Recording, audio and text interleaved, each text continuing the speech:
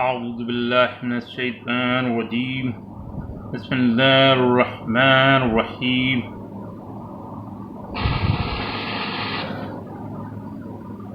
Assalamu alaikum wa rahmatullahi wa barakatuh. My name is Professor Dr. Muhammad Suhail Khan and I am Assistant Professor of Zoology in DJ Sindh Government Science College, Karachi.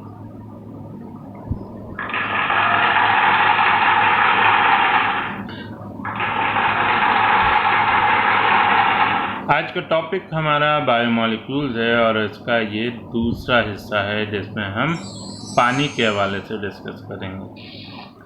पानी को at a glance अगर देखा जाए तो इसको हम दो categories में डिवाइड कर सकते हैं या दो हिस्सों में पढ़ेंगे। एक वो जो कि स्ट्रक्चर कहलाता है और दूसरा उसकी प्रॉपर्टीज़ के हवाले से हम बात करेंगे।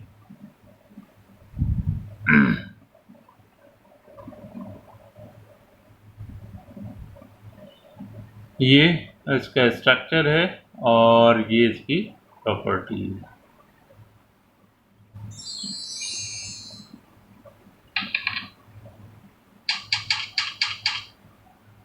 Water is a polar molecule.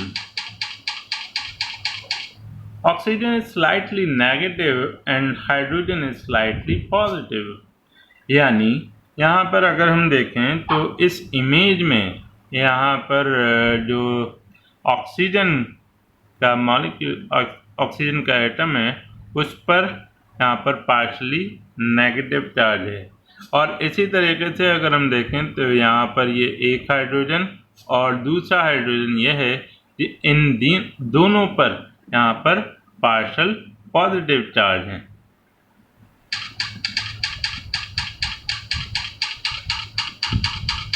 This slightly changes of oxygen and hydrogen is called dipole.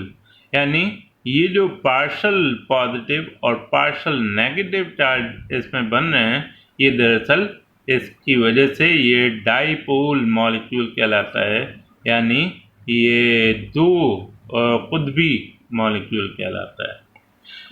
Dipole arrangement की वजह से, डायपोल अरेंजमेंट बेसिकली उसके हाइड्रोजन बॉन्डिंग की वजह से होती है।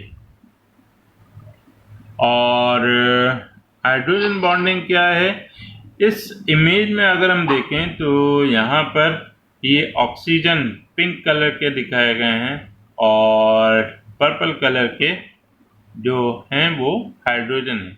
यहाँ पर ये जो हाइड्रोजन, एक मॉलिक्यूल का हाइड्रोजन और दूसरे मॉलिक्यूल के ऑक्सीजन के साथ जो बॉन्डिंग बन रही है उसको हम हाइड्रोजन बॉन्डिंग कहते हैं। जबकि यहाँ पर अगर एक ही मॉलिक्यूल के हाइड्रोजन और ऑक्सीजन के साथ कॉम्बिनेशन बन रहा है तो उसको हम यहाँ पर कोवेलेंट बॉन्ड कहते हैं। ये जो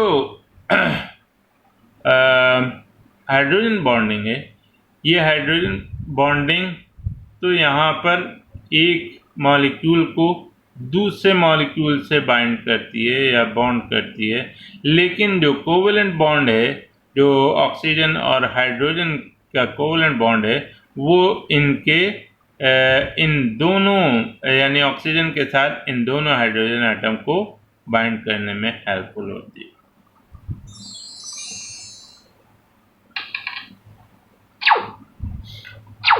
वाटर के हवाले से इसकी बायोलॉजिकल प्रॉपर्टीज़ को अगर डिस्कस किया जाए तो ये पहला इसमें है behave as a best solvent, यानी पानी basically due to polar nature of water molecule many polar substances like solutes particularly ionic substances dissociate in ions and dissolve in water. यानी पानी क्योंकि एक पोलर सब्सटेंस है और इसमें अगर कोई हम सॉल्यूट या कोई पोलर सब्सटेंस डालते हैं जिसमें हम सोडियम क्लोराइड लेते हैं तो यहाँ पर ये उन्हीं जो हमारे जो नेगेटिव और पॉजिटिव आयंस हैं उनके साथ बाइंड हो जाता है।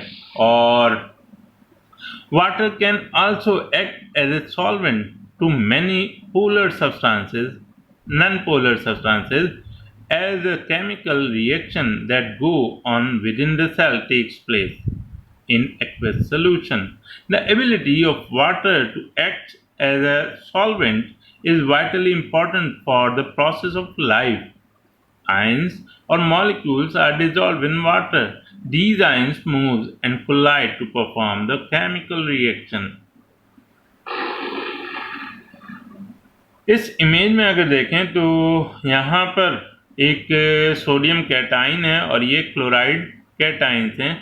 ये दोनों के दोनों ये पोलर सब्सटेंसेस हैं और ये पोलर सब्सटेंसेस जब हम वाटर में ऐड करते हैं तो पानी जो है वो भी पोलर मॉलिक्यूल हैं और ये सॉल्वेंट कहलाते हैं। ये जो पोलर सॉल्वेंट हैं ये इस पोलर सब्सटेंस को क्योंकि पोलराइज होते हैं लिहाजा ये इनका अपना एक मॉलिक्यूल बन जाता है जिसमें यहाँ पर ऑक्सीजन ये सोडियम के साथ बाइंड कर जाती है और क्लोराइड जो है वो हाइड्रोजन के साथ बाइंड कर जाता है और इस तरीके से यहाँ पर ये जो डिसॉल्व हो जाते हैं। लेकिन जहाँ तक नॉन पोलर का ताल्लुक है वहाँ पर ये जो इंटरमॉलिक्यूलर स्पेसेस हैं इन इंटरमॉलिक्यूलर स्पेसेस में जो नॉन पोलर सब्सटेंसेस के मॉलिक्यूल्स हैं वो एडजस्ट हो जाते हैं। इस तरीके से वो हमें बॉटम में नज़र नहीं आते लेकिन वो सस्पेंडेड फॉर्म में इन इंटर मॉलिक्यूलर स्पेसेस में मौजूद होते हैं। वाटर की सेकंड प्रॉपर्टी जो है उसमें अगर हम देखें तो ये slow absorb and release heat यानी हाई स्पेसिफिक हीट कैपेसिटी कहलाती है। The specific heat capacity of a substance is a measure of the amount of energy needed to raise the temperature of 1 gram of that substance। यानी जो specific heat capacity है वो दरअसल किसी भी substance का 1 ग्राम की मकदार अगर हम लें और उसको एनर्जी प्रोवाइड करें यहाँ तक कि वो 1 डिग्री सेल्सियस टेम्परेचर गेन कर ले तो वो जो एनर्जी उसमें कंज्यूम होगी उसको हम स्पेसिफिक हीट एनर्जी कहते हैं। The specific heat capacity of water is high. It takes a lot of energy to warm up. यानी यहाँ पर जो पानी है पानी के लिए हाई स्पेसिफिक हीट एनर्जी चाहिए होती है ताकि वो वार्म अप हो सके। This thermal stability plays an important role in water based protoplasm of individual cell to allow the biochemistry of life carried at fairly constant rate. ये एक land area है और ये जो वाटर बॉडी है इस वाटर बॉडी और land area के दरमियान ये कोस्टल एरिया है। बेसिकली ये पैसिफिक ओशन है और पैसिफिक ओशन के साथ साथ ये जो लैंड एरिया है इसमें सान ब्रांडिनो है और पाम स्प्रिंग्स हैं।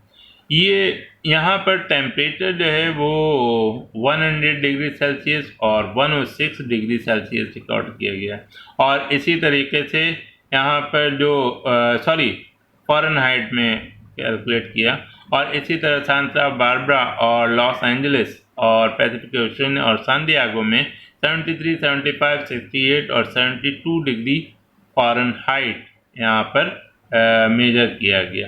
यहाँ पर अगर देखें तो वाटर का टेम्परेचर अगर डाउन है ठंडा है और ये जब सनलाइट पड़ती है तो सनलाइट में यहाँ पर हीट रेडिएशन होती है जो वाटर में एब्जॉर्ब होती है जिसकी वजह से यहाँ पर जो हीट रेडिएशन है वो हीट रेडिएशन वाटर के साथ एब्जॉर्ब हो जाती है और इस कोस्टल एरिया का जो टेम्परेचर है वो मॉडरेट हो जाता है जैसा कि यहाँ पर 90 और 84 डिग्री फ़ारेनहाइट बताया गया।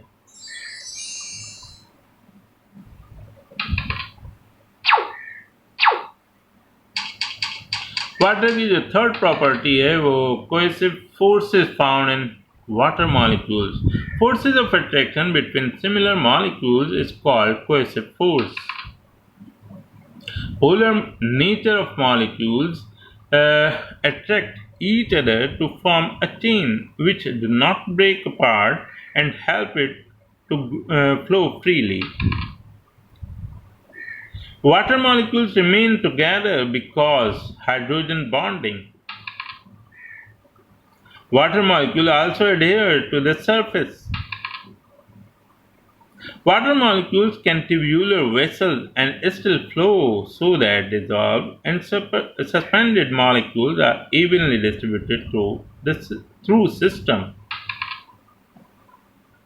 Therefore, water is an excellent transport and matrix medium both outside and inside of the cell. इस इमेज में अगर देखें तो हम किसी भी प्लांट में या ट्री में जब पानी डालते हैं या उसको पानी दिया जाता है तो पानी हम सॉइल पर डालते हैं, लेकिन ये एब्जॉर्ब होने के बाद ये रूट हेयर्स तक जाता है और रूट हेयर्स में यहाँ पर जो जाइलम वेसल्स हैं जो कि बहुत ही बारीक होती हैं और ये डेड टिश्यूज़ पर मुश्तमिल होती हैं, ये इनमें कैपिलरी एक्शन होता है और उस कैपिलरी एक्शन के ज़रिए ये रूट हेयर से स्टेम और स्टेम से ब्रांच और फिर उसके बाद लीफ के स्टोमेटल ओपनिंग के ज़रिए बाहर एक्सक्रीट आउट हो जाती हैं।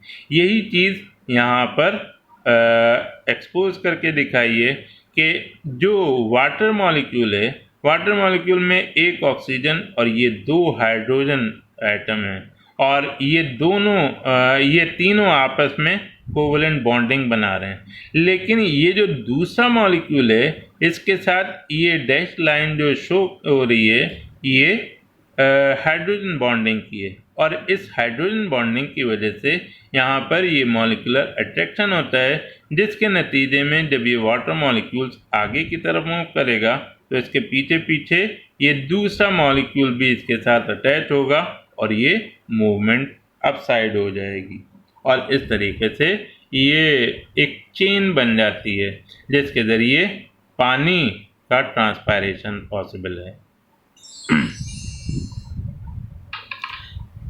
वाटर की जो फोर्थ प्रॉपर्टी है उसको हम हाई हीट ऑफ वेपराइजेशन कहते हैं। Due to hydrogen bonding which holds the water molecules together, liquid water requires higher amount of heat energy to change into vapors. It also gives stability to water molecules. Therefore, water needs to lose a lot of energy to form ice. Due to this reason, the content of cell are unlikely to freeze. इस image में अगर देखें तो ये एक water molecule है जो सबसे टॉप पर है और ये दूसरे मॉलिक्यूल के साथ एक हाइड्रोजन बॉन्डिंग बना रहा है, क्योंकि यहाँ पर ऑक्सीजन पर पार्शल नेगेटिव और इस और हाइड्रोजन पर पार्शल पॉजिटिव चार्ज होगा, लिहाजा इनके दरमियान जो बॉन्डिंग है इसको ब्रेक करने के लिए हमें हीट एनर्जी की ज़रूरत होगी और ये जितनी हीट एनर्जी इसको रिक्वायर्ड होगी, जब इसको हीट एनर्जी प्रोवाइड करेंगे तो यहाँ पर ये जो बॉन्ड है ये ब्रेक हो जाएगा और ये वाटर मॉलिक्यूल यहाँ से फ्री हो जाएगा और ये एवापोरेट हो जाएगा। उसके बाद जो नेक्स्ट जो मॉलिक्यूल जिसको बाइंड किए हुए हैं, जब उस तक वो हीट रेडिएशन पहुंचेगी और वो हीट एनर्जी पहुंचेगी तो ये इसको भी ब्रेक करेंगे, लिहाजा यहाँ पर एक के बाद एक जो मॉलिक्यूलर मूवमेंट अपवर्ड होती है या एवापोरेट हो रहे हैं उसके लिए हमें हाई हीट ऑफ एनर्जी की ज़रूरत होगी, यानी इसके लिए अलग, इसके लिए अलग, इसके लिए अलग और इसके लिए अलग।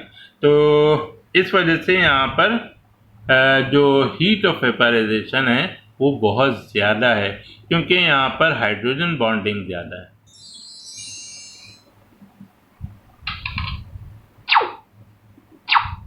Fifth property of water molecule is an amphoteric molecule. Water molecule is amphoteric because it acts both as an acid and a base. यानी ये एसिड और बेस दोनों तरह से रिएक्ट करता है या एक्ट करता है, इस वजह से हम इसको एम्फोटेरिक कहते हैं. As acid, it gives the electron to form hydrogen ion, and as base, it gains electron to form hydroxyl ion. यानी ये एसिड जो है वो इस वजह से बनता है कि ये इलेक्ट्रॉन देता है, और अगर ये इलेक्ट्रॉन ले तो फिर ये हाइड्रोक्सिल आयन बनाता है. This ability of water molecules means that it is a perfect medium for biochemical reactions occurring in cells. और इसकी इस एबिलिटी की वजह से यहाँ पर ये हमारे बायोकेमिकल रिएक्शन के लिए बेस्ट मीडियम प्रोवाइड करता है हमारे सेलुलर लेवल पर. It acts as buffer which helps to prevent changes in the pH of a solution when an acid or an alkali is added. Now, this water is the cell minimizes any change in pH which prevent any interference in metabolism of cells. यहाँ पर एक water molecule है. इस water molecule में अगर हम देखें कि अगर उसमें से इलेक्ट्रोलिसिस की जाए तो ये हाइड्रोजन आयन और हाइड्रोक्सिल आयन में कन्वर्ट हो जाता है. और ये जो एक और वाटर मॉलिक्यूल है, इसके साथ अगर ये हाइड्रोजन आयन ऐड हो जाएगा तो ये हाइड्रोनियम आयन बनाएगा और ये हाइड्रोक्सिल आयन वैसे ही रह जाएगा. लेकिन जब ये दूसरे मॉलिक्यूल का ये हाइड्रोनियम आयन बनता है तो इसके साथ ये हाइड्रोक्सिल आयन भी कंबाइंड हो जाएगा और इस तरीके से ये दो वाटर मॉलिक्यूल बनते हैं. यानी ये रिवर्सिबल रिएक्शन है. इसमें यही चीज़ समराइज वे में यहाँ पर दिखाई है कि जब दो वाटर मॉलिक्यूल्स हैं और उसमें से इलेक्ट्रोलिसिस की जाती है तो यहाँ पर हाइड्रोनियम आयन और हाइड्रोक्सिल आयन बनता है. और अगर ये स्टेबल अगर ये कंटिन्यू होती रहे तो ये आयंस में ही कन्वर्ट रहेंगे. लेकिन जैसे ही वो इलेक्ट्रोलिसिस बंद की जाती है तो फिर ये दोबारा कंबाइन हो जाते हैं और ये वाटर में कन्वर्ट हो जाते हैं. दरअसल यही हाइड्रोजन आयन और हाइड्रोक्सिल आयन बनने की सलाहियत क्योंकि वाटर में मौजूद है, यानी हाइड्रोजन आयन भी बन रहे हैं और हाइड्रोक्सिल आयन भी बन रहे हैं, पॉजिटिव आयन भी बन रहे हैं और नेगेटिव आयन भी बन रहे हैं, तो दरअसल ये इसकी एम्फोटेरिक प्रॉपर्टी कहलाती है. एक पीएच स्केल अगर देखा जाए तो उस पीएच स्केल में 0 से लेकर 14 तक डिजिट्स होते हैं जिसमें 7 न्यूट्रल होता है. यहाँ पर ये वाला जैसे जैसे 7 से ऊपर की तरफ जाएंगे ये लेस क्वांटिटी में आएंगे यानी 1 की तरफ आएंगे तो फिर ये स्ट्रॉन्ग एसिड में कन्वर्ट होता चला जाएगा. और 7.1 से लेकर 14 तक ये अल्कली में कन्वर्ट होता है या अल्कली कहलाता है, जबकि 14 जो है वो स्ट्रॉन्ग अल्कली कहलाती है. और जैसे हमारा ब्लड है, ब्लड का अगर पीएच देखें तो ये तकरीबन 7.4 यूनिट्स कहलाता है, जबकि कुछ जैसे लेमन वगैरह है उसका पीएच जो है वो 2 यूनिट्स कहलाता है. और इसी तरीके से मुख्तलिफ जो केमिकल सब्सटेंसेस हैं जो हम घरों में यूज़ करते हैं वो अल्कलाइन इन नेचर होते हैं.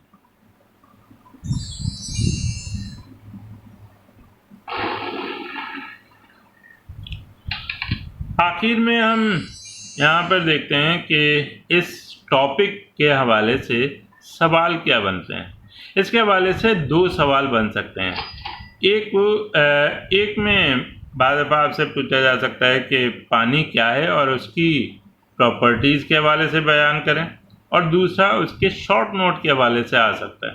अगर ये और इस तरीके से ये आपका पूरा टॉपिक कवर हो जाएगा. अगर इस हवाले से कोई क्वेश्चन हो, कोई क्वेरी हो तो प्लीज़ कांटेक्ट. और थैंक यू.